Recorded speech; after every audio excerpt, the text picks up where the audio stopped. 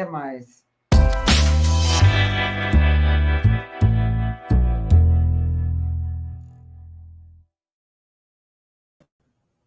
Muito boa noite. Bom, vou direto aqui ao assunto. Teremos agora uma entrevista com um dos políticos mais importantes do Brasil, com assim, uma trajetória muito conhecida de todos, governador, deputado federal, muito corajoso, muito corajoso. Eu tive a oportunidade, quando trabalhei na TV Globo, de cobrir o governo dele, logo no primeiro mandato dele, que subiu em 99. Ele se elegeu em 98. É o Antony Garotinho, chamando aqui o Antony Garotinho. Muito boa noite, governador. Muito obrigado por atender o nosso convite. Passo a palavra. Boa noite, Joaquim. Está me ouvindo bem aí? Tranquilo? Muito é um bem. Prazer falar com você e com todo o público que está acompanhando a TV 247, me colocar à sua disposição para tratar do tema que você achar interessante nesse momento da vida brasileira. Perfeito. Governador, eu vou direto ao assunto primeiro. Começar, eu quero saber muito da sua avaliação sobre o que está acontecendo agora, que é essa PEC aí, antifacção, com a experiência que o senhor tem na segurança, na área de segurança. Mas antes disso, eu gostaria, ou ligado a isso, fazer a primeira pergunta de uma entrevista que repercutiu bastante, uma entrevista que você deu para um colega nosso, que é o Luiz Nassif, e em que você fala a respeito de propina paga ao governador do Rio de Janeiro e do que pode estar por trás de toda esta operação, estas mortes que ocorreram lá, que eu avalio como uma chacina que ocorreram aí no estado do Rio de Janeiro. Então, eu começo perguntando para o senhor dissesse o seguinte, sobre essa denúncia, na verdade, que o senhor recebeu de que pode haver uma possível doação do TH Joias. Olha, eu, como disse ao Nassif, eu não gosto de fazer análise superficial, né? O caso do Rio de Janeiro é um caso muito complexo e quase que uma epidemia de corrupção no governo Cláudio Castro. É difícil você dizer qual é a área que não está envolvida dentro do loteamento que ele fez, entregando áreas estratégicas do governo e até áreas periféricas do governo para manter o seu grupo na Assembleia Legislativa, e essas pessoas não sabem fazer outra coisa a não ser negócio, né? E muita corrupção. E o pior que ele podia fazer, entregou a segurança pública a uma negociação. Então, esta operação, ela marca apenas mais um capítulo lamentável do loteamento da segurança pública no Rio de Janeiro. Eu até num podcast de um colega nosso aqui do Rio de Janeiro, eu cheguei a sugerir há 3 meses atrás ao ministro da Justiça que, se ele tivesse que intervir na segurança pública do Rio de Janeiro, que ele começasse pelo sistema penitenciário, porque o sistema penitenciário do Rio de Janeiro se transformou numa espécie de escritório do Comando Vermelho, onde se dá ordem, se negocia, onde os líderes do Comando Vermelho dão as orientações sobre todas as atividades. É bom lembrar, Joaquim, que o Comando Vermelho ele não está restrito ao tráfico de drogas. O Comando Vermelho tem faturamento hoje com venda de gás, o Comando Vermelho tem faturamento com a internet, né? Eles têm, inclusive, um vereador eleito na cidade do Rio de Janeiro, que é o dono da internet das comunidades do Comando Vermelho, foi eleito. Tá? Outro dia eu até fiquei admirado do prefeito inaugurando uma obra na Pavuna, abraçado com esse cidadão que é vereador. Bom, alguém pode dizer, o prefeito não sabia. Não, o prefeito é político, né? Talvez não saiba da atividade do vereador. Mas então, indo diretamente ao fato que você me perguntou, a informação que eu tive é que o TH Joias está se sentindo um tanto quanto abandonado, e que, se ele não fosse solto até o final de novembro, ele contaria tudo. Eu não sei tudo que ele sabe, mas eu sei parte de alguma coisa que ele pode contar, né? Eu, aproximadamente 2 anos, divulguei uma foto do presidente da Assembleia, Rodrigo Bacelar, descendo numa pequena cidade do noroeste do estado. Como você disse, você trabalhou no Globo, você conhece a cidade de Natividade, né? Bem no noroeste do estado. Ele desceu num campo de futebol, num helicóptero. Eu recebi a foto, né, do helicóptero, anotei o prefixo e 2 letras que estavam colocadas, até me chamaram a atenção. O helicóptero normalmente não tem aquelas letras grandes, né? MM. Então, eu liguei para uma empresa aqui no Rio. Escuta, você conseguiria saber onde está baseado esse helicóptero?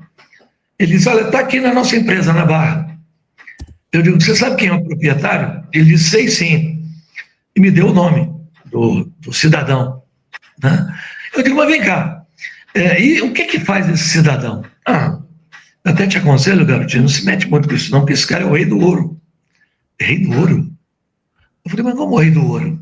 Esse camarada aí já foi preso pela Polícia Federal algumas vezes lá no Pará, né?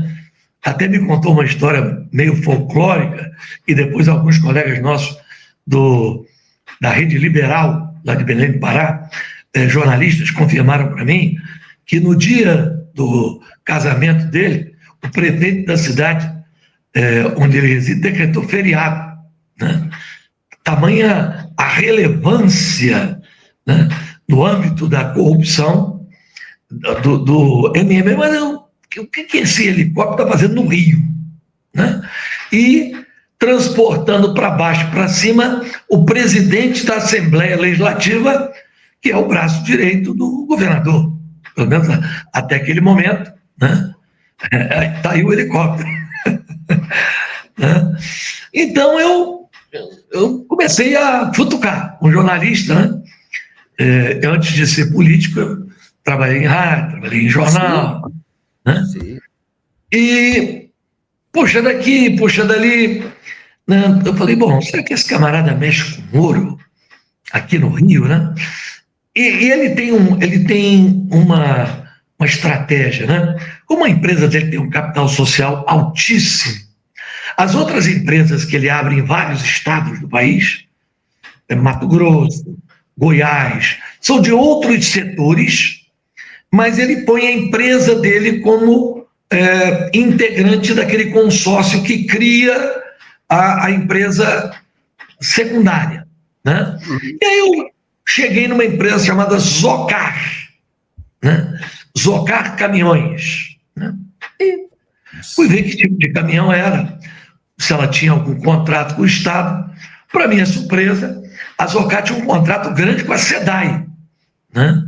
Que no Rio de Janeiro foi privatizada a conta, né? Mas a produção e o tratamento da água ainda continuam por conta do Estado. Ou seja, privatizaram a distribuição, né? Mas a água tratada, ela é captada pela SEDAI, que ficou assim, dessa maneira, altamente lucrativa. Esse caminhão, para que seria, né? Eu vi os modelos de caminhão, né? Caminhão para aterro, caminhão para transporte de água. Bom, o contrato eram faturas de 4 milhões, outra fatura de 3 milhões para transportar água. Eu falei, um negócio muito estranho, né?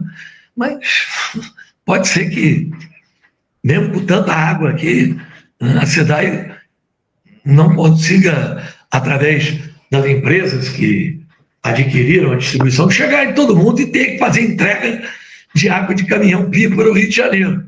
Seria uma coisa inusitada, mas mas mesmo assim, para o que eu estou imaginando, o cara não ia tirar um helicóptero do Pará, né, trazer para o Rio de Janeiro, tão pouca coisa. E a Zocar tem alguma outra ligação. E comecei a futucar, cheguei numa empresa no Espírito Santo, uma construtora, e essa construtora tinha uma outra sócia no Rio de Janeiro, e essa outra sócia estava fazendo uma obra de pavimentação, na verdade era uma preparação de solo, né, para a construção do novo Guandu. Para você ter noção, só a obra que essa empresa estava fazendo de 450 milhões de reais. Né? Então, a Zocar, que pertence ao seu MM, né? E a outra empresa, Construverde, que tem um laranja chamado Joaquim, que se apresenta como dono, né? Estavam fazendo ali, no total, ali, em torno de 500 milhões de reais em obras para a companhia estadual. E aí me veio a curiosidade, né? A SEDAI, a diretoria era toda do Rodrigo Bacelar e do Cláudio Castro. Né? Os diretores foram indicados em conjunto, figuras meio que carimbadas, né? E assim, já meio nebulosas. Eu digo, alguma coisa de errado tem aí. Né? Vamos ver como é que esse pessoal está procedendo para receber a propina. Então, né, assim, tem uma taxa média de propina que o Cabral apelidou de taxa de oxigênio, né?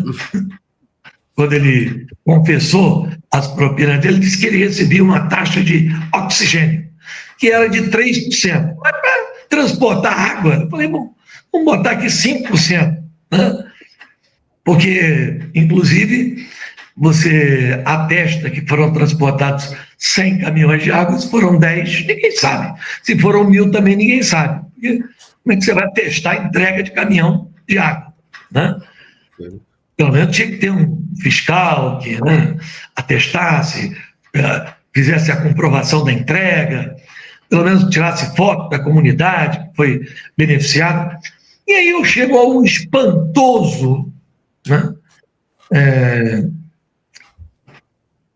uma informação que me chega que eles estavam recebendo a parte da propina em ouro. Nossa. Já houve um caso semelhante a esse no Rio de Janeiro. O Sérgio Cabral recebeu uma mina de ouro do Raio Batista.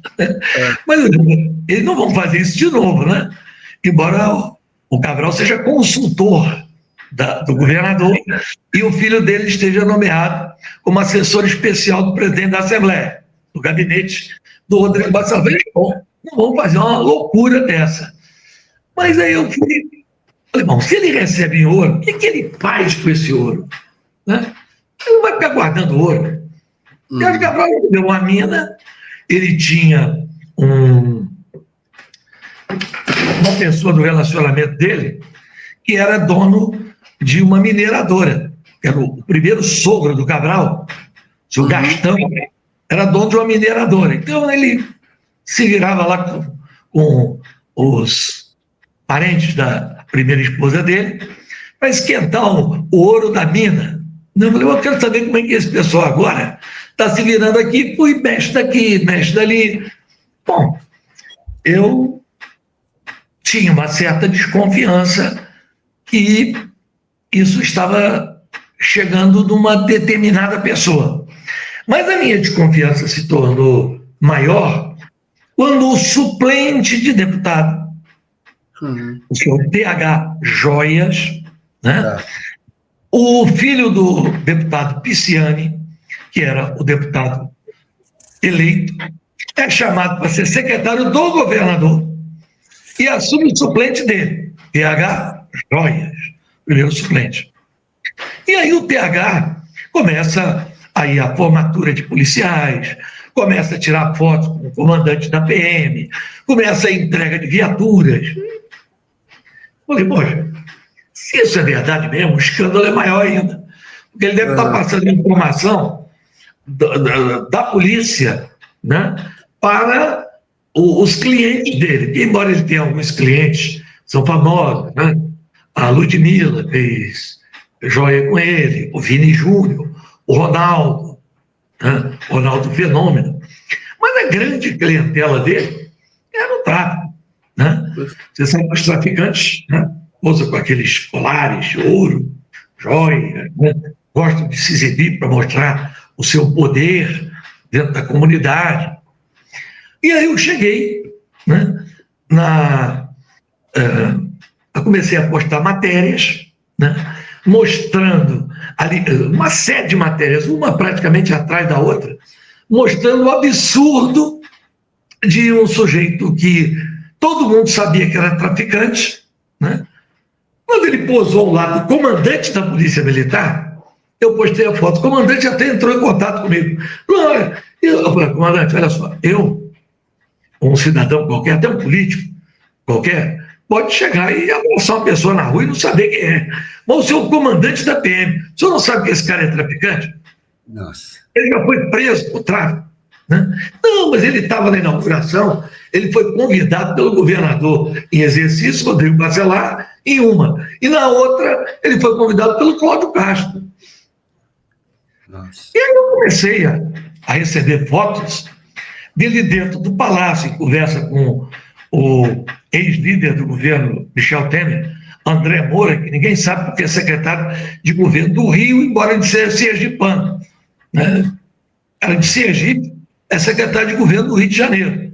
E o PH reunido, e, enfim, tirando foto com as autoridades, eu falei, olha, não tenho dúvida. E cheguei realmente a ter a informação, né?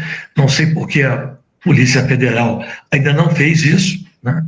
Que o ouro que ele adquiria, parte do ouro, era proveniente das propinas que eram pagas pelo Rei do Ouro, né, ao senhor Cláudio Castro e ao senhor Rodrigo Bacelar.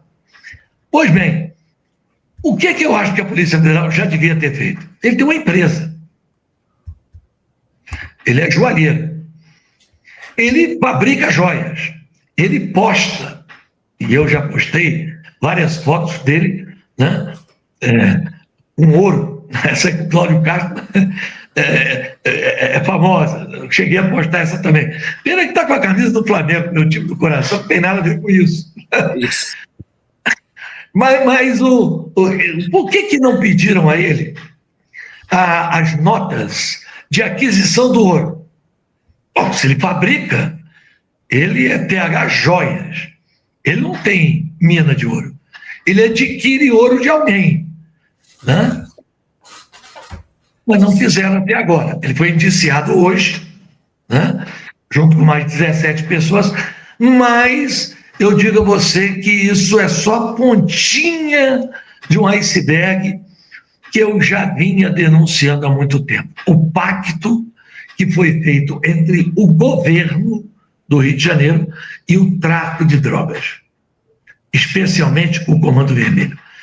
Eu sou obrigado a andar com 100 seguranças quando estou no Rio ou quando estou em campos outros, colocados pelo Ministério Público. Eu estou, vamos dizer assim, sob a vigilância, né, da polícia, né, porque já tentaram aí, deram tiro no meu carro, foi amplamente noticiado, e fui ameaçado de morte, né?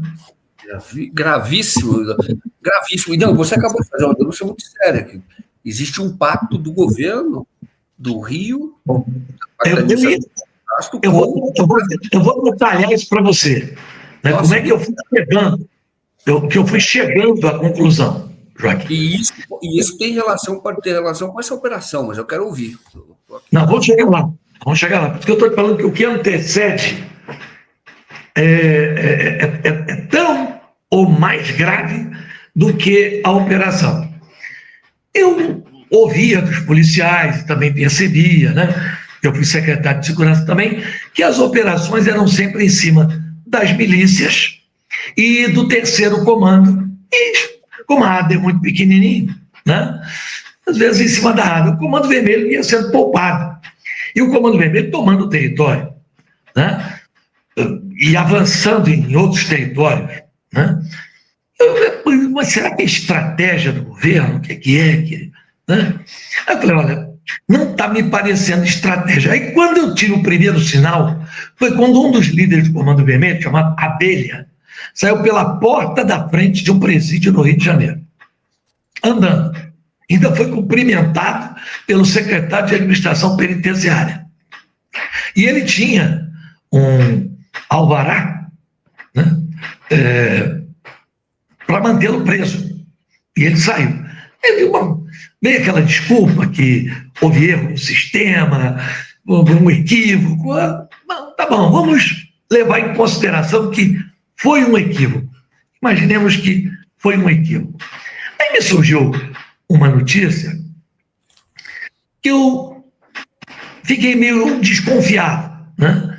Que elementos do governo, do sistema penitenciário, tinham feito um pacto quando houve um grande evento no Rio de Janeiro, né, nesse ano, que durante a realização do evento não haveria nada dentro dos presídios nem fora dos presídios por parte dos integrantes do Comando Vermelho. Eu depois peguei a estatística e é impressionante como caiu tudo no período da realização do evento. Eu falei, mas tá bom, pode ter sido coincidência também.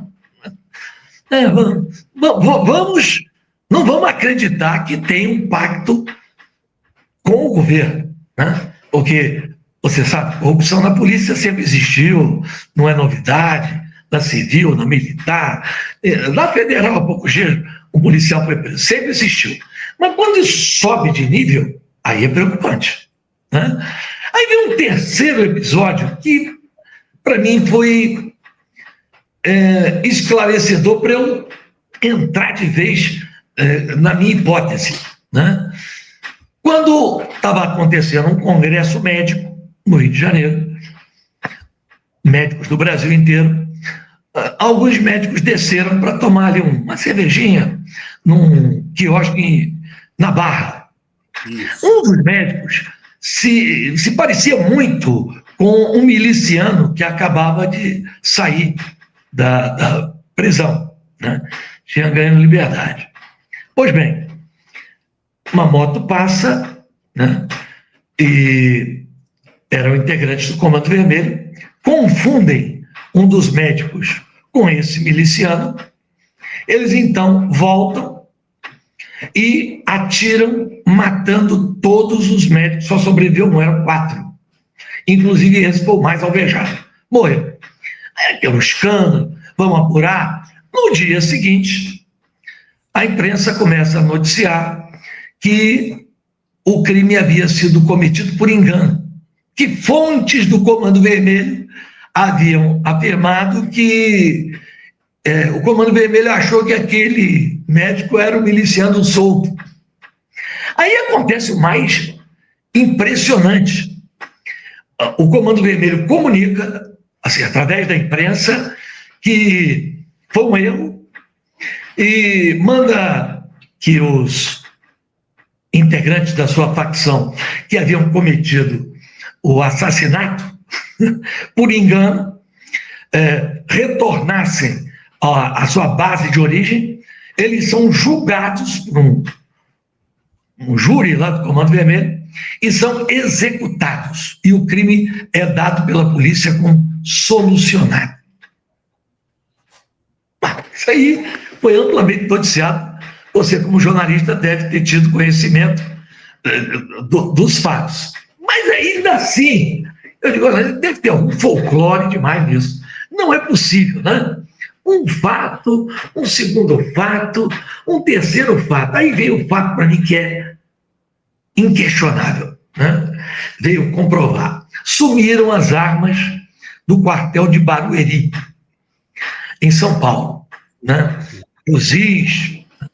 O Serviço de Inteligência do Exército começa, então, a trabalhar no sentido de tentar descobrir onde essas armas estavam. E descobre que elas estavam na Rocinha. E, então, comunica ao governo do Estado que o Exército Brasileiro iria cercar a Rocinha e a Polícia Militar iria subir e, no local já identificado pelo Exército, recolher as armas que haviam sido roubadas. antes que isso ocorresse, né, um subsecretário, hoje subsecretário-geral, à época subsecretário de inteligência, dos presídios, homem de confiança do governador, conversa com os oficiais do Exército, né, que iam comandar a operação, dizendo: ó, isso aí, entrar na Rocinha, isso vai dar muito problema, vai morrer muita gente, é melhor a gente tentar resolver isso de outra forma. Para minha tristeza, os oficiais aceitaram a proposta dele. E qual é a proposta do senhor Leonardo Francisquim? É o nome do subsecretário. Era ir ao presídio e negociar com os líderes do Comando Vermelho a entrega voluntária das armas. Só que esqueceram de falar com o policial penal que estava de plantão. Então, quando o cidadão se apresentou lá, né, eles se apresentaram com o nome de 2 policiais penais, de nome Bruno e Lima. Só que hoje os presídios do Rio têm portaria unificada. Então você tem que meter o dedo. Né? Quando meteu o dedo, o policial falou: opa, vocês não são policiais penais. Não consta registro de vocês. Né?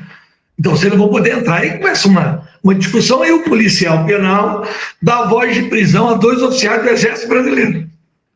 Aí começa uma confusão na porta do presídio, é chamado o senhor Leonardo Francisquim, subsecretário de inteligência, que tinha combinado, né, essa burrice, embora sendo secretário de inteligência.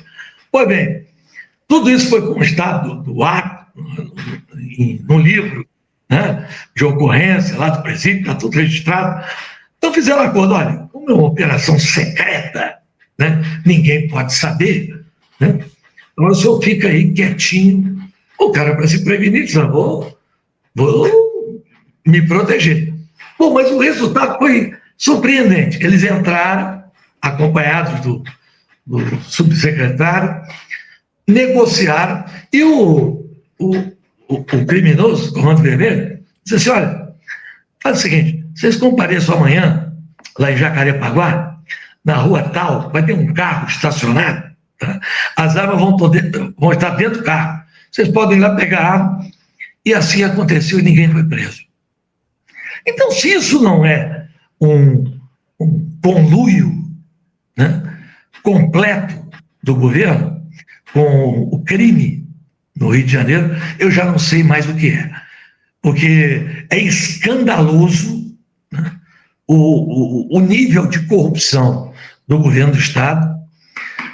Tem agora o julgamento aí do caso CEPERJ, né, onde 27 mil pessoas foram contratadas para fazer campanha para o Cláudio Castro, Rodrigo Bacelar e para outros deputados do grupo político dele, mas isso é pinto. Isso não é nada. O presidente da Assembleia estava respondendo a um inquérito por enriquecimento ilícito. O Ministério Público mandou primeiro arquivar. Recorremos, então, ao Conselho Superior do Ministério Público. E, diante das evidências, o Conselho Superior do Ministério Público resolveu reabrir. Então, esse mesmo presidente, né, que até poucos dias, dizem que eles brigaram, né, que até poucos dias era braço direito do governador, chamado até de governador de fato, né, porque o outro obedecia praticamente tudo que ele determinava, ele responde por enriquecimento ilícito. Mora numa cobertura dupla em frente ao Palácio da cidade, da Prefeitura do Rio de Janeiro, em Botafogo, e declara que paga R$2.000 de aluguel em 2 coberturas. E há quem acredite, né? Ele comprou uma mansão em Teresópolis, que nós conseguimos filmar com a ajuda do pessoal do UOL, né? O jornalista também aqui do Rio, Gabriel Barreira, né, nos ajudou, né, no levantamento. Eu passei a informação. Uma mansão que, antes da reforma, estava avaliada em R$4 milhões. Em Teresópolis, local onde praticamente o acesso só se chega lá por helicóptero, né? Depois da reforma, hoje ela deve estar avaliada em aproximadamente 8, 10 milhões de reais. O governador, então, nem se fala. Então, a investigação é contra o Cláudio, é contra o Rodrigo Bacelar, que é o homem direto do Cláudio Castro. Então, a situação da CEPERJ, né, governador? Presidente da CEPERJ, é isso. É o presidente do CEPERJ. Esse que comprou a cobertura é o presidente do CEPERJ. Não, ele é o presidente da Assembleia. Ah, tá. Ele é o presidente da Assembleia. Esse que mora em Delgueira. O Rodrigo Bacelar, você está falando. É, o Rodrigo Bacelar. Eu entendi. O presidente do caso CEPERJ é indicação dele. Ah, tá. Tá certo. É um operador dele. Esse é outro escândalo. O abuso, você falou que é pequeno, é pinto perto, mas tem o uso do CEPERJ e da UERJ também, né? Ali foram usados 400 milhões, sendo que a maioria foi pago na boca do caixa. Exato, é um absurdo. E eu não sei por que não caçaram ainda o governador, porque eu acompanhei o julgamento aqui em Brasília, porque estou em Brasília agora, é um absurdo. Né? Tem muita prova. É isso. Mas pode continuar, eu estou gostando da história. No Rio de Janeiro, ele foi absolvido 4-3. Se você pegar o voto do relator, o desembargador Peterson, que é um desembargador de carreira, né, ele bota detalhes que, assim, são inquestionáveis. Não há a menor sombra de dúvida de que foi usada impiedosamente a máquina para derrotar os candidatos oponentes e com claro desvio de finalidade, dinheiro oriundo da privatização da distribuição de água da SEDAI. 400 milhões de reais pagos na boca do caixa, sem nenhum recibo, e mais, fraudando o INSS, porque as pessoas tinham descontado naquele papelote que recebiam do banco, né, um desconto do INSS, e se você for procurar, essas pessoas nunca contribuíram por INSS, está fraudando a Previdência Social. É um escândalo. Qual que é a relação com a privatização da SEDAI? Porque só para fazer a distribuição de água, né, que é a SEDAI, só para contar aqui, quando o Garotinho era o governador, eu um dia estava entrevistando o Garotinho, ele tinha o extrato bancário da SEDAI no paletó. Aí ele tirou o extrato, falou, olha quanto que tem de saldo. É por isso que eles queriam privatizar a SEDAI. Você me mostrou isso, e quem queria privatizar era o governo anterior, que era o Marcelo Alencar. Você falou, é isso? Eles diziam que dava prejuízo, etc. Ela falou, não dá prejuízo coisíssima nenhuma. Olha aqui. Só para mostrar a tua preocupação, e aquilo me chamou a atenção, pelo fato de você estar defendendo o que era público, né? O que era importante, e a SEDAI era importante. Mas agora eu queria entender qual a relação que tem a grana da SEBRAE, da SEDAI, o dinheiro da SEDAI, com a história do CEPERJ. Não, o dinheiro que foi usado para pagar esses fantasmas era o dinheiro da SEDAI, da privatização da SEDAI, que as empresas compraram as concessões, os lotes de distribuição. Ficou provado que o dinheiro saía justamente das contas, né, onde foram depositados os recursos provenientes da SEDAI, da venda da distribuição da SEDAI. Ou seja, venderam a companhia para fazer campanha. Torraram uma companhia estratégica de água, né, e de esgoto, que cobra esgoto sem ter esgoto, mas por lei cobra, para fazer a campanha de reeleição do seu Cláudio Castro. E sem contar que pode ter sido usado, por exemplo, nessa cobertura que você acabou de dizer, da mansão lá a cobertura em Botafogo, a mansão lá em Teresópolis. Não, aí é uma operação casada. Como eu te disse, o Rodrigo Bacelar tem gente em todos os órgãos. Então, por exemplo, um dos lugares onde ele mais arrecada é na Secretaria de Infraestrutura e no Departamento de Estradas e Rodagens. As empresas que faziam obras tinham que pagar propina ao irmão dele, chamado seu Nelson Bacelar. Aliás, a Polícia Federal, quando fez uma busca e apreensão na casa do irmão do governador Cláudio Castro, achou uma lista de empreiteiras e de saldos a receber e de pessoas a pagar.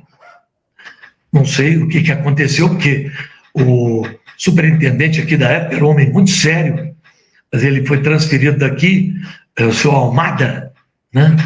Porque ele fez uma operação aí, não agradou muito a classe política, fizeram uma pressão para ele sair do Rio de Janeiro e ele, como se diz, caiu para cima, foi para o setor de inteligência da Polícia Federal. Eu acho que está em Brasília no momento. Então, o dinheiro que ele adquiriu, essa quantidade de bens, vem da operação do DR, Departamento de Estradas e Rodagem, das construtoras que fazem asfalto, obras de galerias, vem da Secretaria de Educação, que acabou, hoje, inclusive, a matéria de abertura do RJ local, foi o credenciamento de uma empresa para a Secretaria de Educação comprar 250 milhões de kits de robótica. E no final do ano passado, na véspera praticamente de fechar o ano, a Secretaria comprou 78 milhões de livros, que não são livros didáticos, não. Tá? São livros de historinha. Né?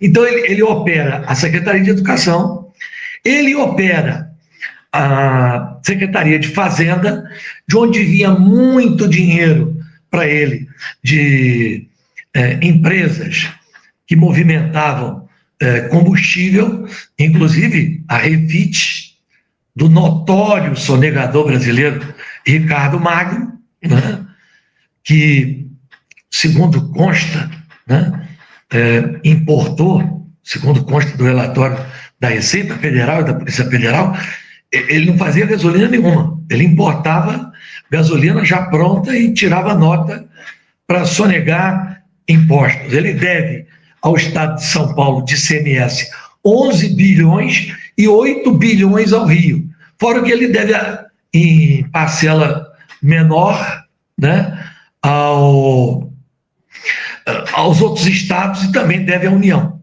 Então, assim, a fortuna do Rodrigo Bacelar vem desse loteamento do governo.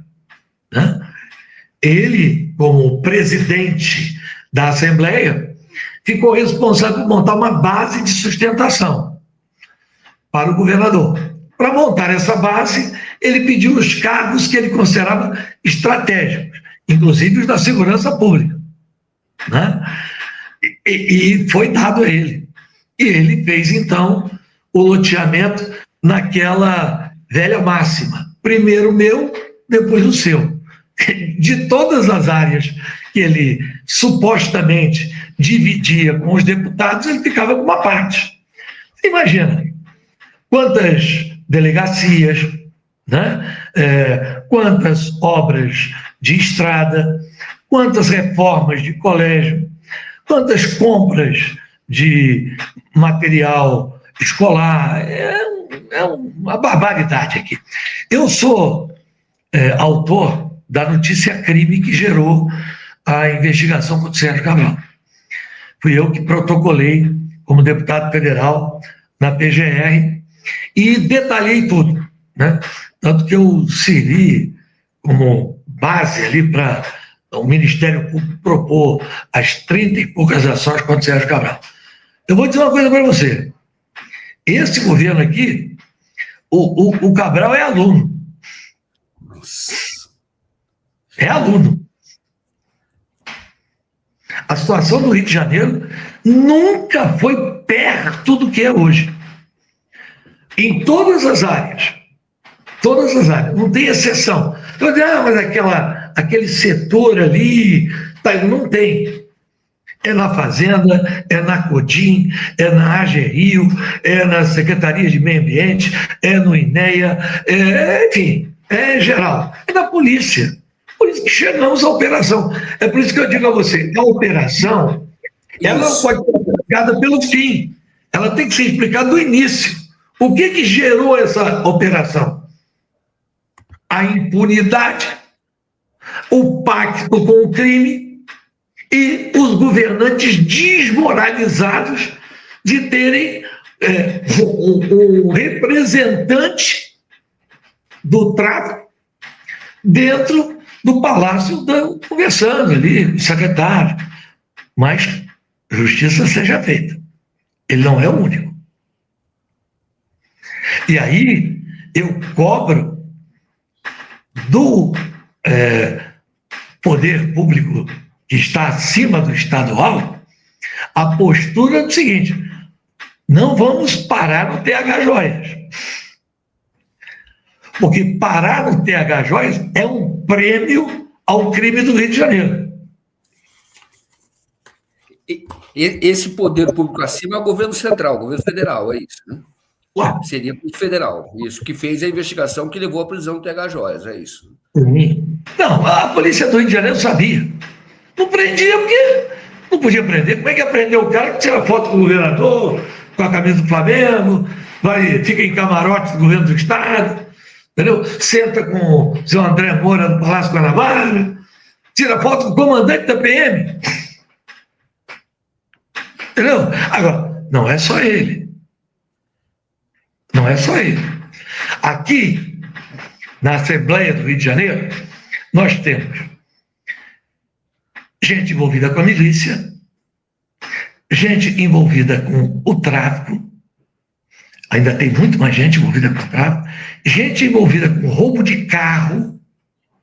Porque o negócio do roubo de carro no Rio é um negócio que daria um livro.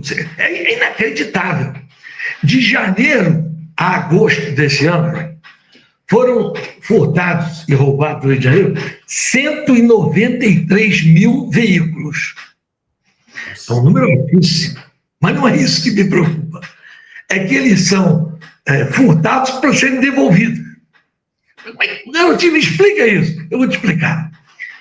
A própria FENASEG tem um esquema com a DRFA, Delegacia de Roubo e Furto de Automóveis. Então, o carro é roubado, aí ele é levado para dentro da comunidade. Aí dentro da comunidade já tem o chamado recuperador.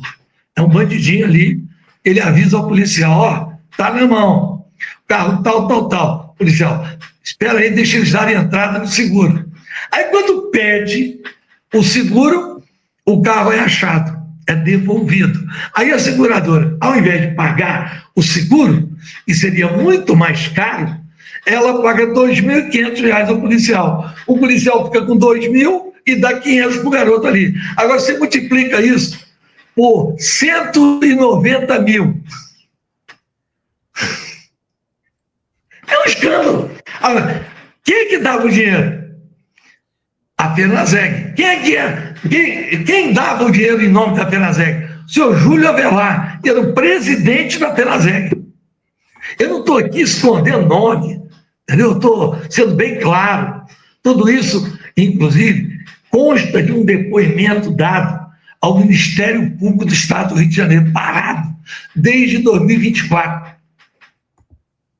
Está lá parado. Até para fazer de fato, eu tenho um amigo que é o Alexandre, o filho dele, roubaram o carro, mas aí localizaram o carro, mais o carro estava em Jacarezinho. Até gente até que falou que isso daí era facilitado pelo próprio Comando Vermelho, porque o Jacarezinho era a área dominada pelo Comando Vermelho. Então, ele falou no sentido de: olha, o crime aqui resolve mais que a polícia. Foi esse que ele disse, porque ele ligou e conseguiu localizar lá. Não, mas é assim. Olha só, se o policial que ganha R$8.000, né, ele recupera 5 carros por semana, ele ganha 10 mil por semana.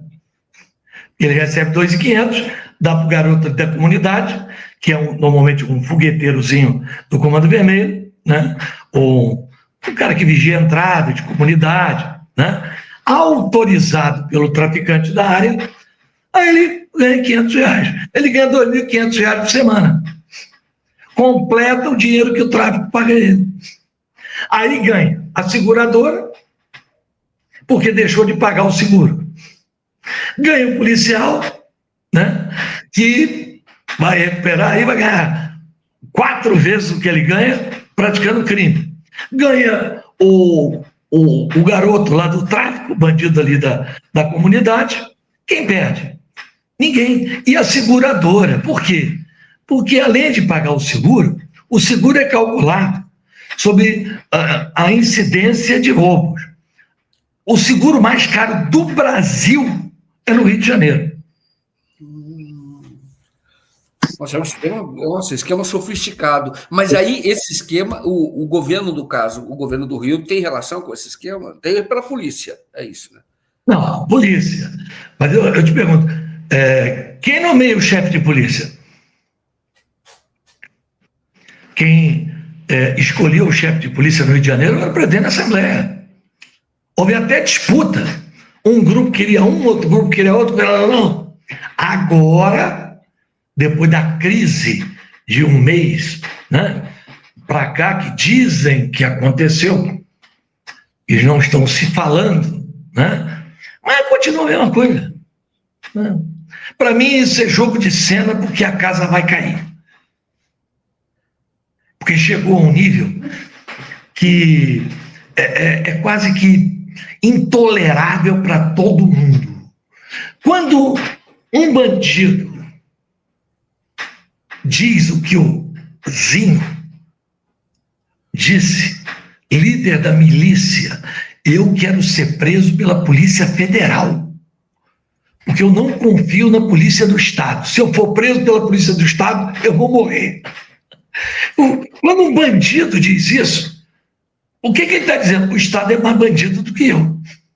Perfeito. E todo chefe de milícia, o ECO, inclusive, agora ele é morto. De fato, nenhum chefe é apresentado vivo. Né? Na verdade, é morto, porque é um arquivo.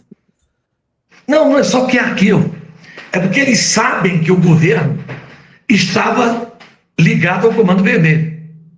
Então, se é para prender o cara da milícia, não, pelo menos me prende a Polícia Federal. Porque se eu cair na mão do Estado, eu estou na mão do Comando Vermelho.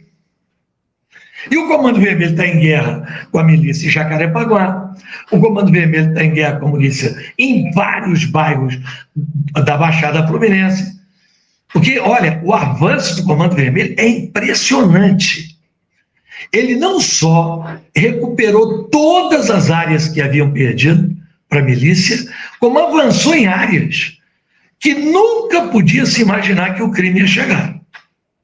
Por quê? Quando o Cabral teve aquele negócio de UPP, o pessoal, como era avisado que haveria ocupação, os criminosos saíam, iam para outras áreas. Então foram, assim, para cidades. Bom, você pega uma cidade, por exemplo, o Rio das Ostras, calma, tranquila, praia. Cabo Frio hoje está toda dominada pelo crime. A minha cidade, né, eu hoje estou falando com você do Rio, eu estou aqui a trabalho, mas a minha cidade de Campos, totalmente dominada. É milícia ou tráfico? É tráfico. É tráfico. É tráfico. A milícia hoje tem 13%, 14% das áreas. Eu não digo extensão territorial, eu digo em termos de áreas ocupadas. O Comando Vermelho deve ter mais de 60%. Nossa. E aí você tem o TCP, né, o Terceiro Comando Puro, que deve ter algo em torno de 12%, 13%. ADA, muito pouquinho, quase nada, porque quando o Fernandinho Beiramar tomou o complexo de Bangu e cortou a cabeça do o Celcinho da Vila Vintém, que era o líder da ADA, ele se ajoelhou e praticamente acabou a facção dele, e o pessoal dele, que sobrevive hoje, é narcomiliciano. Ele sobrevive numa aliança de exploração junto com a milícia de algumas áreas. Isso, o ADA, o amigo dos amigos, né? É isso. Amigo dos amigos. Não é, o Comando Vermelho não tem essa relação, são inimigos, é isso. Agora, Isso. governador, no caso, mas se o governo permitiu a expansão do Comando Vermelho, tem um pacto com o Comando Vermelho. Por que ele faria essa operação agora? Bom, aí você tem 3 possibilidades. Eu não posso cravar porque eu quero ver o desfecho. A primeira, a prisão do TH, né? A prisão do TH é uma quebra de compromisso, né? Segundo, a briga entre o Rodrigo Bacelar e o governador. Mas você vai dizer, mas o que essa briga tem a ver com aquilo ali? O Comando Vermelho, ele lava dinheiro nos postos de gasolina de um empresário aqui do Rio de Janeiro, que eu estava até há poucos dias proibido de falar o nome dele. Agora o Supremo Tribunal Federal me autorizou, né? Me liberou para falar o nome dele. Pode falar, ele, então. Fernando Trabalho. Fernando Trabalho. Ótimo. Fernando Trabalho. Esse cidadão, ele controla o setor de lixo no Rio. A maioria das prefeituras faz coleta de lixo com ele, né?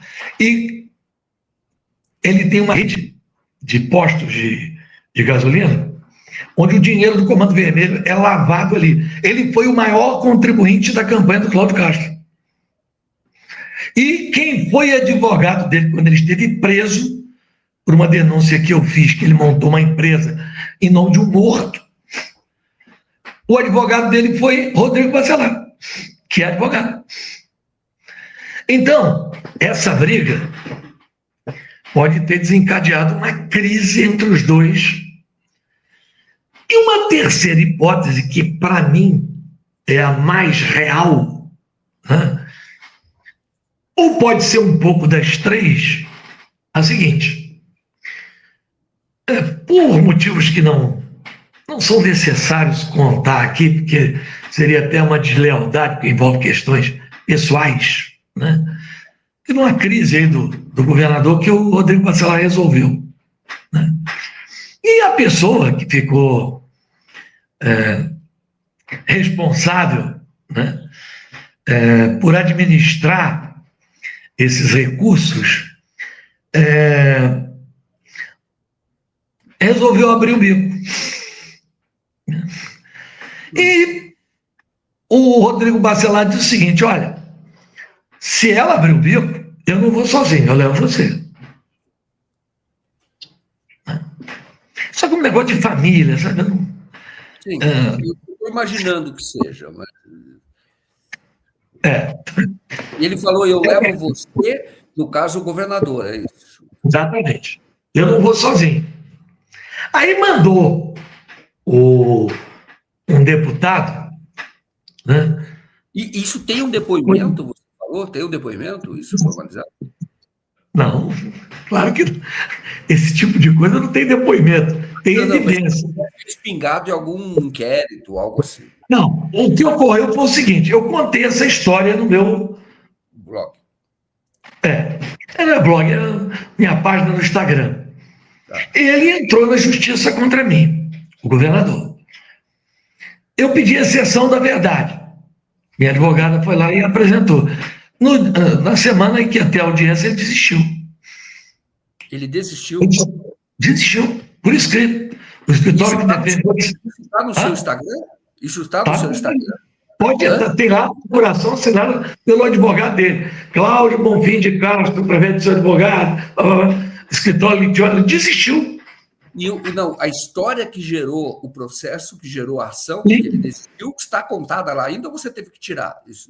Não, a história eu contei antes, quando eu disse que o Rio tinha uma nova rainha das quentinhas. Você vai acabar me entrando no assunto que eu não queria entrar. A rainha das quentinhas é porque tinha lá atrás o... Mas tem de novo. É outra mulher, não é a mesma, né? É outra rainha. É outra rainha, claro. Né? Você deve imaginar quem é, não vou falar aqui. Eu vou atrás. Não vou falar, não é por receio nenhum, não. Não, vou falar até por uma questão de... Porque quando eu botei a foto, foi um escândalo. Né? Aí chorou... Está no Instagram. Está no Instagram, ou você tirou a postagem lá? Não, no não, a Instagram. postal está lá. Tá lá. Eu tirei a foto só dela. Deixei só a foto do Rodrigo. E a história está contada lá. É por causa da história, ele entra na justiça. Aí eu peço a exceção da verdade para comprovar aquilo que eu havia dito. Ele vai desistir da ação. O Bacelar, que te processou, Rodrigo Bacelar. Não, o Cláudio. O Cláudio. A rainha, então, é ligada ao Cláudio, não ao Bacelar. É isso. É isso. É isso. Entendeu? Isso passa a ter interesse público porque tem isso respinga em questões da administração. Quando você fala da rainha das quentinhas, é porque deve ter algum tipo de favorecimento, algum tipo de. Você faça uma conta simples comigo. Você e os telespectadores da TV 247. São 45 mil presos no Rio. Uhum. Eles têm direito a 4 ou 5 refeições, das quais 2 são quentinhas, almoço e janta. Então são 90 mil quentinhas por dia. Se um empresário generoso, querendo agradar o governador, alguém da família do governador, der R$1 por quentinha, são 90 mil reais por dia. Esse é o tamanho da propina. E é um fornecedor que tem. Você está falando que o fornecedor Não, era o Arthur? Não é um fornecedor. Eu estou dizendo que eu sei, aquilo é um cartel composto de algumas empresas. Eu estou dizendo, se o fornecedor, né, quiser dar R$1 por quentinha, são 90 mil reais por dia. Esse é o tamanho da propina. Por dia. E não tem sábado, domingo, feriado, que o preço tem que comer todo dia. Você multiplica 90 mil vezes 365 dias. Ah, garotinho, como é que você sabe disso? E por que você pediu a exceção da verdade? Como é que você vai provar? Um fornecedor não quis participar. Tiraram ele. Ele veio e me conta a história. Eu digo, você põe no papel? Põe. Então, bota no papel. Ele botou no papel, eu contei a história. Contei a história, eles entraram na justiça, achando que iam me arrebentar. Quando souberam que eu sabia do assunto, aí desistiram. E o papel é um depoimento que está em cartório, provavelmente, é isso? Não foi para você. Está comigo, está comigo. Você tem esse documento, é uma cópia desse documento, assinado por ele. E eles desistiram porque sabem que o cara que falou é verdade. Claro. E ele estava disposto a falar no Ministério Público. Eu falei, se der problema, você vai ao Ministério Público. Nossa, que interessante. Você é um investigador. Eu já vi vários casos teus. Realmente você investiga, né? Você, como radialista conhecido há muito tempo, faz essa investigação. E você acha que, então, essa operação foi porque o Rodrigo Bacelar tem ligação com o Comando Vermelho, é isso? Não só o Rodrigo, o governo. O Rodrigo e o governo. Isso foi para tirar do foco essas questões ou foi para queimar arquivo? Por que eles fariam essa grande... Essa é a minha dúvida, entendeu? Se foi uma queima de arquivo, né? Ou se foi por causa da confusão entre os dois aí, né? Que tem outros desdobramentos, né? O TH Joias é mais ligado ao Bacelar ou mais ligado ao governador? Aos dois. Quem fez ele deputado foi o Cláudio Castro, que chamou o Leonardo para ser, o Rafael, para ser secretário. A ligação dele é com os dois. Do TH, você fala, dos dois, é isso, né? Mas então, o fato... E a prisão dele não tem nada a ver com os dois, porque veio do governo federal. Aí desarrumou tudo, é isso? Que desequilibrou essa máfiazinha, vamos dizer assim. Uma mafiazinha não, essa grande máfia, essa grande organização. Rapaz, olha, eu vou dizer uma coisa para você, Joaquim. A coisa aqui no Rio dá um filme. Pô, é demais. Você está contando, é demais. Deixa eu falar uma coisa para você. A gente combinou 1 hora, tem 1 hora, mas eu queria continuar essa conversa, é muita coisa. Isso é um roteiro que você está falando, é um filme. Você não quer continuar? Eu posso ficar mais alguns minutos, mas eu não posso ficar muito também, porque eu estou exausto hoje, trabalhei o dia todo aqui, mas mais Deixa alguns eu minutos, se quiser perguntar mais alguma coisa aí, eu estou... isso. Vamos fazer esse fecho, mas antes eu quero dizer para vocês o seguinte: em primeiro lugar, sobre o Garotinho. O Garotinho foi, lá atrás, foi prefeito, né, de Campos, muito jovem. 2 vezes. 12, sim, mas começou lá atrás. As pessoas precisam saber que a primeira experiência de Bolsa Família foi de Campos, foi com um convênio que ele teve com o governo da Alemanha, ou uma fundação da Alemanha, uma coisa assim, que era dar $1 ou $2 por dia de permanência da criança nas escolas. Quando eu fiz uma série de reportagens para a revista Veja... Não, esse aí foi outro programa. Esse aí Isso, foi o... aquilo era o embrião do Bolsa Família, foi muito antes de qualquer Bolsa Família. E eu Sim, tive uma mas esse programa que você se refere, isso. Uhum. esse programa que você se refere é o PET, Programa de Erradicação do Trabalho Infantil, que as crianças cortavam cana, Isso. Né? E eu, então, consegui um convênio com o governo alemão e a gente dava uma bolsa de estudo para a criança sair do trabalho, né? E estudar. Com isso, a dona Ruth Cardoso, à época, foi a Campos, viu o programa, então ela criou o PET, Programa de Erradicação do Trabalho Infantil. O Bolsa Família, ele nasceu de um outro programa, chamado Cheque Cidadão. Não, eu sei disso, mas quando eu falo que é o embrião do Bolsa Família, que foi a primeira experiência. Eu vi isso, que eu trabalho infantil, que eu fiz uma série de matéria, uma matéria para a Veja, e eu fui a Campos. Encontrei menino na cana, quando você tinha saído e acabou o programa, eles voltaram para a cana, e tinham 2 anos de estudo, e foram 2 anos que duraram o programa. Eu tenho que dar esse testemunho, porque eu achei fantástico naquela ocasião, porque é de 1990, antes até do governo do 90, 91, algo assim, antes do governo do Fernando Henrique Cardoso, que é quando começou o Bolsa, aquela Bolsa Escola, Bolsa Educação, né? Mas depois Campinas, teve uma experiência aqui em Brasília, do Cristóvão, mas tudo começou lá, viu? Com esse convênio com uma fundação alemã, algo assim. Só para dar esse testemunho, que eu achei muito inovador, e ali está a origem. Se você der recurso para a família, você tira a criança do trabalho infantil, ela vai para a escola. Eu fico muito feliz, né, quando eu vejo criança estudando. Eu sempre fui muito amigo e admirador do professor Darcy Ribeiro, a quem eu considero uma das figuras que tem maior compreensão da realidade brasileira.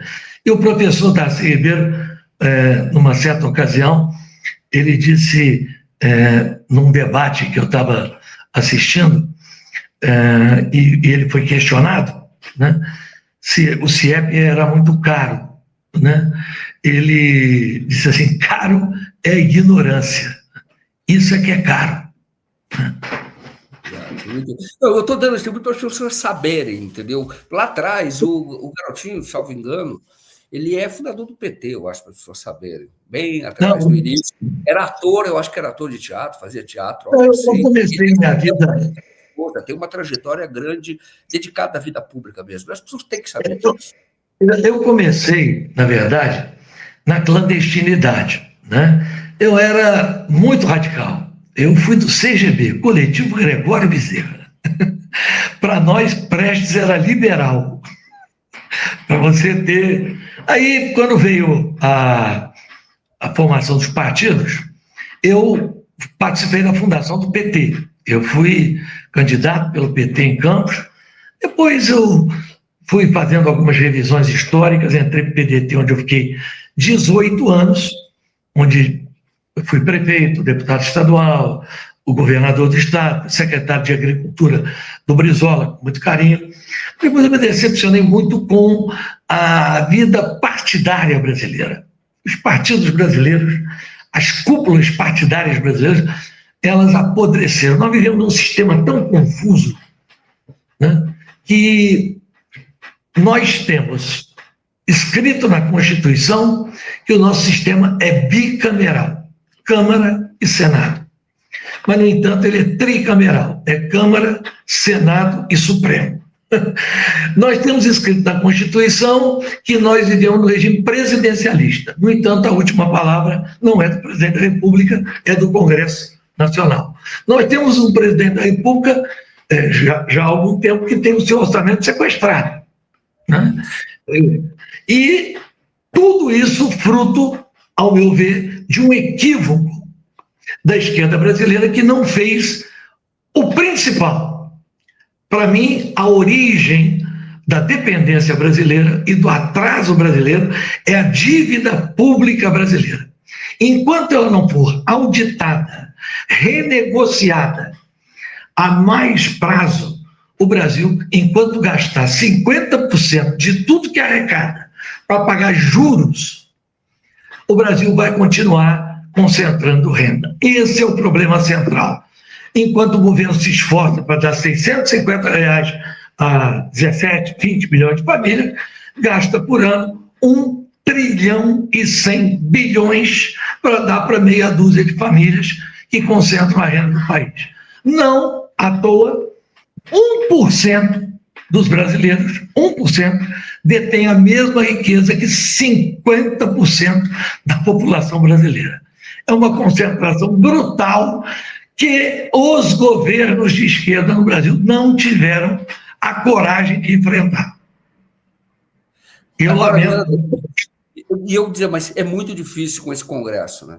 Eles representam justamente isso. Inclusive sequestraram agora o orçamento justamente para não depender do governo, para não precisar nem se interessar por ministério. Porque mas isso já foi no período do Eduardo Cunha com a Dilma. Né? Para mim, né, no ano de 98, né, eu disputei a eleição presidencial, tive a oportunidade de ter 18% dos votos, quase 16 milhões de votos, e no segundo turno apoiei o Lula. Né? E eu me decepcionei naquele momento quando o Lula me convidou para ser ministro. Nós tivemos uma conversa franca, sincera, eu, ele, Zé Dirceu e a Rosinha, que tinha sido eleita governadora, e eu perguntei a ele, Lula, e aí, como é que nós vamos tocar essa política econômica aí? Ele disse, não, eu convidei o Meirelles para ser presidente do Banco Central. Aí eu parei. Entendeu? Porque repetiu o mesmo modelo econômico, o tripé macroeconômico que o Brasil vem insistindo e não cresce, que é meta de inflação, superávit primário e câmbio flutuante. Enquanto insistir nisso, enquanto o Brasil não tiver meta de crescimento, que é o que faz o país mudar, é o crescimento. Enquanto o Brasil não tiver meta para pagar, o que tem meta para gastar na educação e não tem meta para pagar dívida? Não tem limite para dívida. Isso. Não pode. Não pode. Porque o mercado, nós somos refém do mercado. Quantos votos o mercado tem? Isso. Eu vou dizer uma coisa para você, mas a única dúvida é se há espaço político para isso. Quer dizer, um governo não é imperial, não consegue, entendeu? É isso que eu digo. Esse é o caminho, concordo totalmente. Não sei se mas olha só, é porque quer fazer sem confronto. Isso. Não existe mudança sem confronto. Hoje o senhor anda com 6 seguranças. É o preço do confronto, entendeu? Eu estou dizendo para você. Não, o que eu paguei. A coragem que você tem de falar certas coisas, só você fala essas coisas. Olha só, eu fui preso 4 vezes. Todo mundo sabia que era perseguição política, porque eu tinha denunciado o Cabral e o esquema que ele tinha na justiça. E o cara da justiça que mandava no Rio, poderosíssimo, né? Manda na maçonaria brasileira, pessoa super influente, poderosa. Então, todo mundo sabia que era perseguição. Mas, assim, o Brasil vai cedendo. E aí você vê que isso, no final, não representa nada para a população. Porque aquilo que vai fazer o país crescer é fazer com que o país se reindustrialize, o país tenha ganhos reais com os seus produtos naturais. O que adianta o Brasil produzir a quantidade de petróleo que produz, mandar para fora e comprar gasolina de volta? Comprar óleo diesel de volta? Outro dia eu estava tomando um café com um amigo meu, ele foi pegar a filha na escola, aí ela pediu para o pai dela, pai, me dá um chocolate belga. Aí o pai deu um chocolate belga para ela. Eu falei, você sabe quantos pés de cacau tem lá na Bélgica? Nenhum.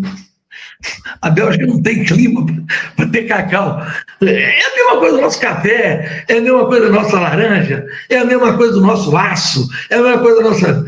Não é à toa os Estados Unidos que é o que agora? Ele quer explorar as terras raras. O governador, é uma entrevista fantástica essa que teria, que você conhece muito, mas isso custou o mandato da Dilma. O Comperj, por exemplo, quando estava em refinaria, que o Brasil foi fazer refinaria nos Estados Unidos, que era uma coisa estrategicamente boa, é colocar a gasolina Petrobras lá, refinar, fazer o contrário, é vender lá. Era uma coisa estratégica boa, mas custou o mandato dela e a prisão. Mas olha só, eu me lembro de uma conversa minha com o Brizola, porque quando eu fui secretário de Agricultura, eu aluguei um apartamento na Domingos Ferreira, em Copacabana, que era próximo de onde ele residia. Então o Brizola, aquele cara que gostava de conversar, bater papo. Então eu aprendi muito da história real do Brasil com o Brizola. Então ele me conta que no golpe de 64, ele queria resistir. Né? Então ele telefona para o Jango. Né? E diz, Jango, aqui, vamos resistir. Aí Jango diz, cadê o povo? Na hora que tentaram tirar a Dilma, cadê o povo? Diz que ele ainda liga pro Julião e pergunta, cadê as ligas? Cadê o MST? Né? Quem tinha que garantir o mandato era quem estava sendo beneficiado pelo mandato. As pessoas que não tinham oportunidade de trabalho, as pessoas que não podiam viver porque não tinham programa social, as pessoas que não conseguiam sobreviver porque viviam abaixo da linha da miséria, as pessoas que queriam um pedaço de terra. Então, já se provou que não adianta. Eu não estou pregando luta de classe aqui, não. Eu só quero dizer o seguinte, enquanto não se romper com esse modelo econômico, não é chegar para os donos da dívida e dizer, não vamos pagar, não vamos pagar. Mas não vamos pagar é o seguinte, vocês esse ano têm que receber 1 trilhão e 100 bilhões. Tá legal? Tá bom. Vão receber 600 bilhões. E os outros 500 bilhões? E os outros 500 bilhões, eu vou fazer estrada, eu vou fazer escola, eu vou fazer saneamento básico. Aí o país vai funcionar, porque hoje sabe o que acontece? Falta dinheiro na saúde. Aí você tem um sistema único de saúde. Mas o cara que quer ter saúde tem que pagar um plano de saúde.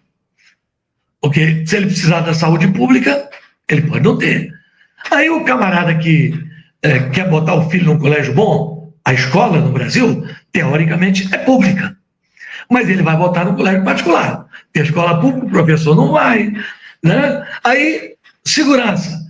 Não tem dinheiro no sistema de segurança. Aí tem que botar segurança privada. Então você tem um governo que arrecada cada vez mais para dar para os bancos. Se o governo arrecadasse mais e eu tivesse escola boa, saúde boa, não precisasse pagar plano de saúde, se o sistema de transporte que funcionasse, seria um prazer para o povo pagar. Eu não tenho a menor dúvida disso. A tristeza de quem paga o imposto é pagar o imposto e depois ter que pagar de novo. Aí é difícil. Né? É uma situação que as pessoas que comandam o Brasil deviam refletir. Mas sempre foi assim. Não é verdade. Entre 1930 até 1970, o Brasil cresceu uma média de 7% ao ano, com um pico de 17% ao ano. Isso começou, essa roda gigante, com o endividamento do regime militar, que foram pegando dinheiro.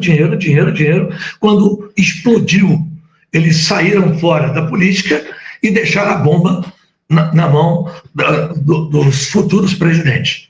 Tem que retomar um programa de desenvolvimento. Desenvolvimento em lugar nenhum do mundo é palavrão. No Brasil é palavrão. Não pode. Governador, deixa eu do nosso horário, olha, primeiro admirador que você tem aqui, que é o nosso João Pedro, que é o melhor desenhista autista do mundo, fez vocês e a Rosinha, os dois, eu vou te mandar. Tá? Ele mandou para mim, no dia que eu dei entrevista lá no Nacife, ele mandou para mim pelo WhatsApp. Obrigado, viu, João? Obrigado de coração. Já tem. Está aqui, olha. Então, ele fez questão, pediu para que eu mostrasse. Então, está aqui. Tem aqui a Marisa Costa, um comentário dela, dizendo que coragem do garotinho. E tem uma pergunta, se você puder responder rapidamente, que é muito complexa, mas se puder responder rapidamente, que fala por que o senhor demitiu o Luiz Eduardo Soares pela TV quando ele denunciou a banda podre da polícia no Rio de Janeiro, Recife, na luta. Essa é uma pergunta do Américo Machado. Olha, Américo, primeiro não foi o Luiz Eduardo que denunciou a banda podre, que denunciou fui eu. Luiz Eduardo Soares é um excelente cidadão, bom cientista social, mas profundamente teórico. Né? E a gente tem que ser, na vida pública, um misto de conhecimento que ele tem, teoria e prática. Né? Eu não demiti o Luiz Eduardo Soares pela televisão. O Luiz Eduardo já estava demitido. Essa história que se conta é mais uma lenda. Tem uma lenda também que conta que eu, naquele caso do ônibus 174, pedi para o cara, atirador de elite, não atirar no bandido. Eu nunca disse isso. Mas conto. São essas histórias que vão... Né? Eu tenho respeito pelo Luiz Eduardo, embora não concorde com algumas teses dele, né? Mas é um bom pesquisador, uma pessoa séria. Né? Eu escrevi um livro com ele. Né? Eu respeito por ele. Fiquei até surpreso com uma entrevista, e nem sei se ela falou aquilo.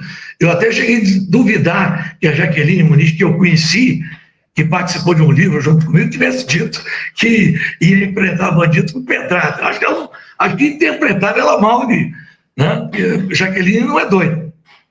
Né? Pode até a pessoa ser, ela não concorda com a posição dela. A maluca, ela não é. E é uma estudiosa. Né? Perfeito. Orador, então, para a gente encerrar, quais são os seus planos? O senhor se candidata ano que vem, não? 2026? Eu não sei, eu estou pensando ainda. Eu vou a Brasília no dia 25, vou ter uma conversa aí, política. Eu fiquei muito frustrado, porque o meu sonho sempre foi voltar para o PDT. Né? Eu tentei 4 vezes e o Lupe me impediu. Né? Eu me filiava, ele me desfiliava. Então eu fiquei meio que, assim, estudioso, leio muito, penso o Brasil, né? Mas não sei se vou militar na vida pública. Eu estou querendo agora falar o que eu tenho vontade de falar, pensar o Brasil que pode mudar, né? Para que essa nova geração não perca a esperança na política. O caminho para mudar as coisas é a política. Né? Claro. Mas não significa política nesse sentido de que tem que ceder sempre, não. Às vezes é preciso confrontar. Realmente aí fazendo assim, jus ao carinho que o Leonel Brizola tinha por você, né? Porque eu acompanhei isso naquela ocasião, que ele também pensava assim, né? E também é preciso tensionar, muitas vezes enfrentar. Obrigado a você pela oportunidade, viu, Joaquim? Muito obrigado a você. Muitíssimo obrigado, viu? Parabéns pelo trabalho e pela coragem. Isso é indiscutível. O Kaique Butler diz aqui que lembra que o caso da Barra foi com o irmão da deputada Sâmia Bonfim. É isso. Exatamente. Bem lembrado, foi com ele mesmo. Tá ótimo. Bom, governador, muitíssimo obrigado, viu? Um grande obrigado abraço. Um abraço. Dê um abraço para a tuxa aí que eu mandei, viu? Para isso. Um abraço.